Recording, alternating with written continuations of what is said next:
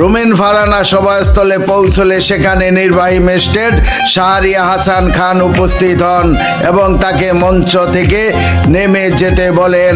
তবে রুমিন ফারহানা বক্তব্য শেষ করে মঞ্চ ত্যাগ করেন।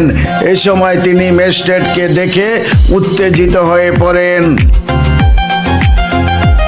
ঘটনার সময় ধারণ করা ভিডিও ফুটেজে রুমিন ফারহানাকে বলতে শোনা যায়, excuse me sir, this is the last time I warn you, I will not listen to that.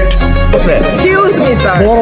This is the last time I will not listen to this. এ সময় নির্বাহী ম্যাজিস্ট্রেটকে বলতে শোনা যায়, আচরণবিধি লঙ্ঘন হলে ব্যবস্থা নিতে হয়। জবাবে রুমিন ফারহানা বলেন, সব জায়গায় হচ্ছে, পাশ থেকে এক ব্যক্তি বলে আপনাদেরকে বৃদ্ধাঙ্গুলি দেখায়, তখন কিছু বলেন না। এরপর রুমিন ফারহানা আঙ্গুল উঁচিয়ে বলেন, এরকম দেখায় আপনাদেরকে।